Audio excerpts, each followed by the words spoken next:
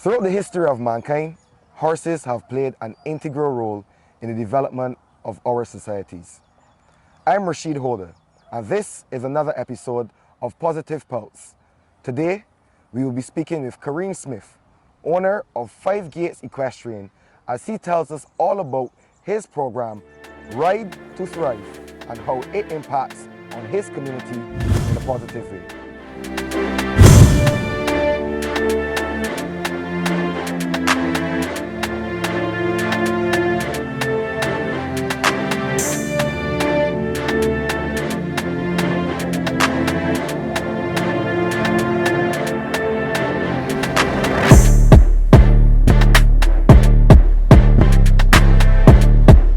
Kareem, welcome to Positive Pulse.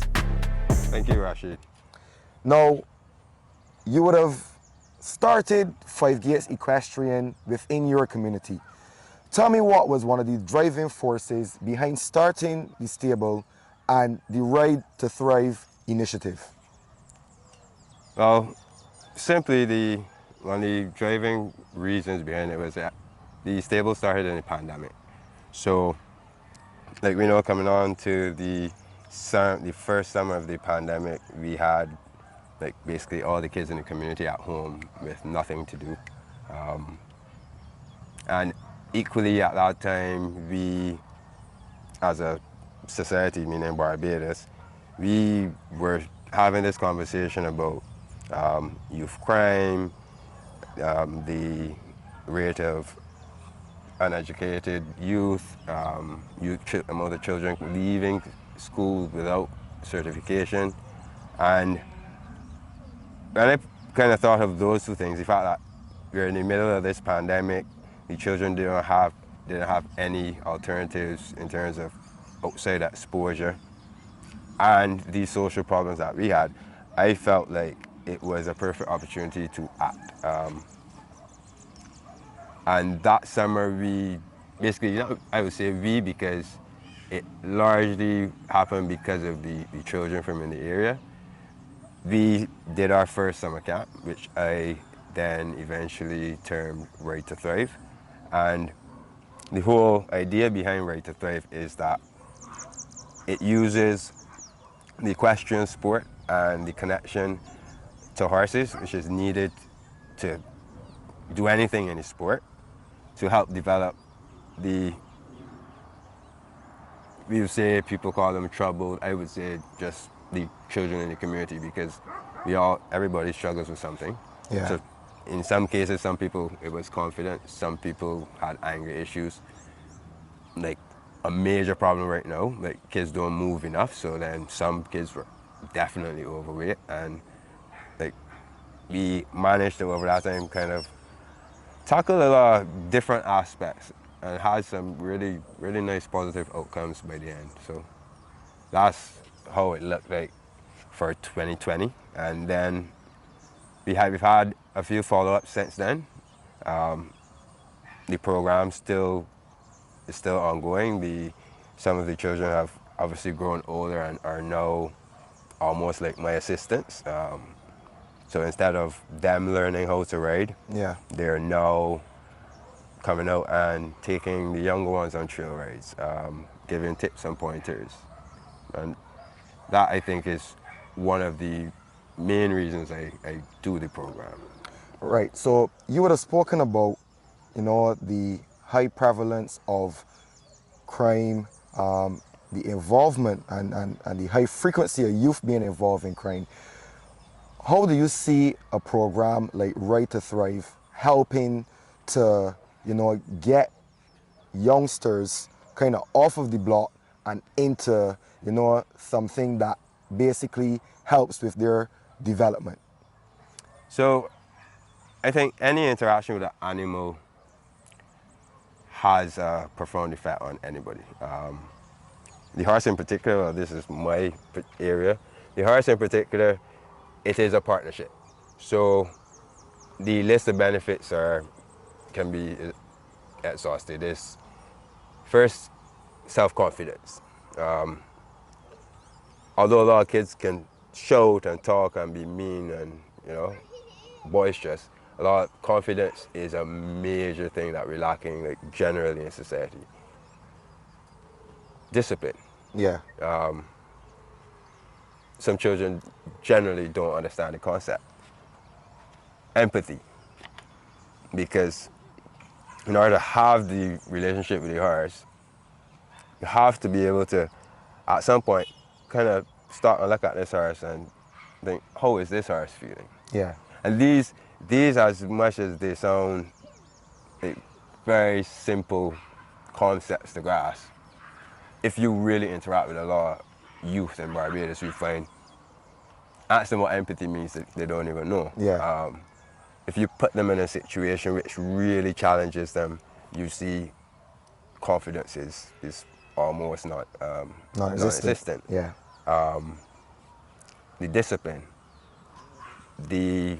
so then when it comes to the writing, because this is, those two things I spoke about, we can have from just interacting with the horse and being in the space. And then riding, so in order to like properly ride a horse and not feel that you're going to fall off and die, Yeah.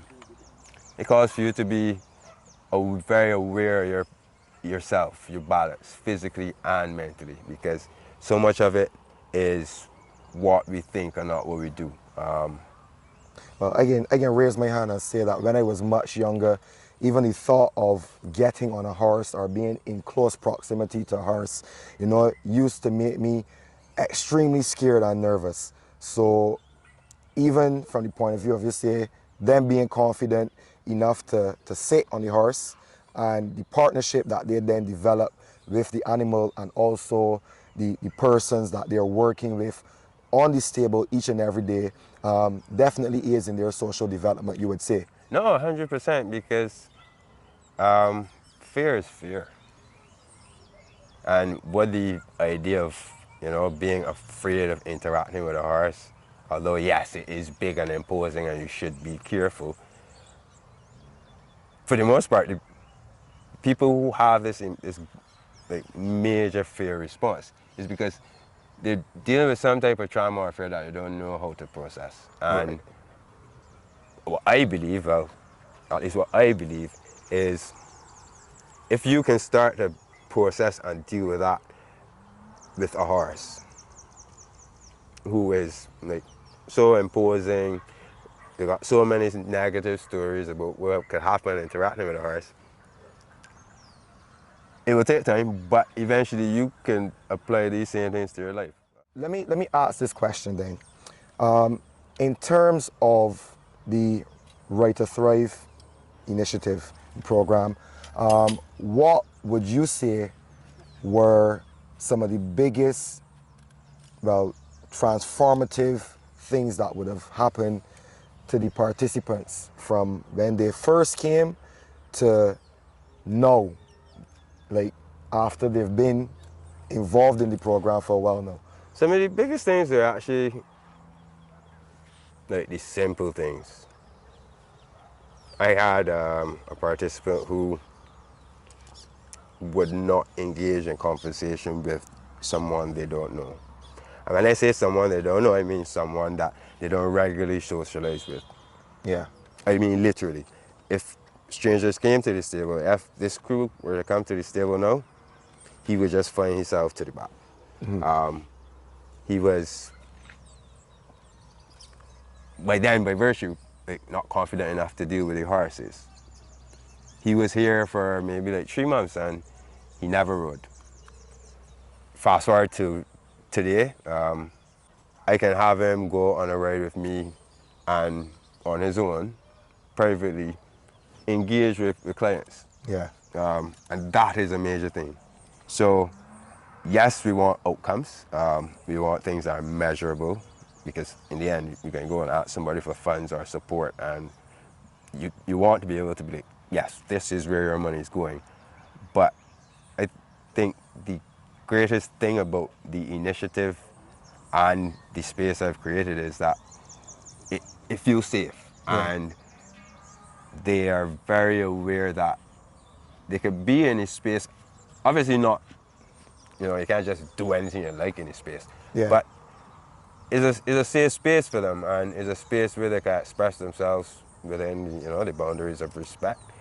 And I think those are the biggest things the initiative has done. All right, so can you tell me the age demographic for the participants in addition to the selection process that you use to identify, children who, as you say, might find themselves in a challenging situation or environment that is not necessarily conducive for their development? Well, the age demographic, there really isn't a range. I can have here either from my nephews and cousins who are 3 and 4 up until they're 16 and 17. Yeah. The selection process is very, not lax, but it's informal in the sense that because the initiative is so close to home, A community base, yeah. like very close to home, and in a very close-knit community, I've watched some of these children grow up.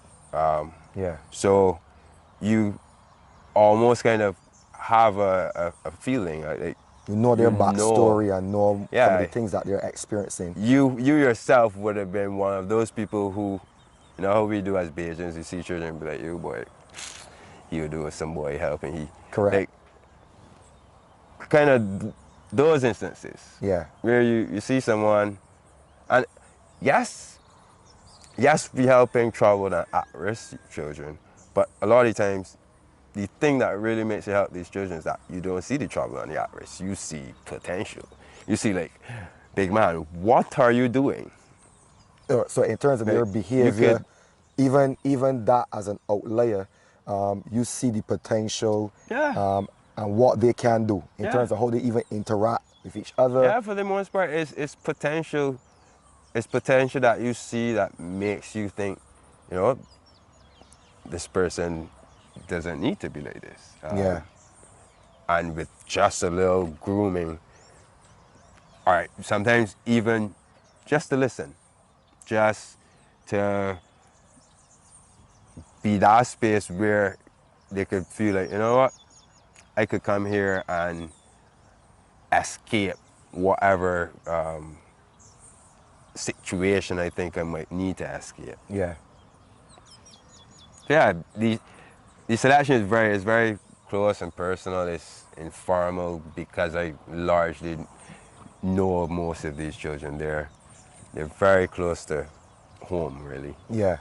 Well, Kareem, I must say, this is a truly commendable program that you have going here. As a byproduct of the St. George-Valley area, is really wonderful to see the youngsters that do participate in the program and, the development and the changes that they've made, as being participants in the program. So I want to thank you very much. This has been another episode of Positive Pulse, and we were truly privileged to have Kareem Smith here with us from 5th grade Equestrian. I am your host, Rashid Holder, and join us again on another episode of Positive Pulse.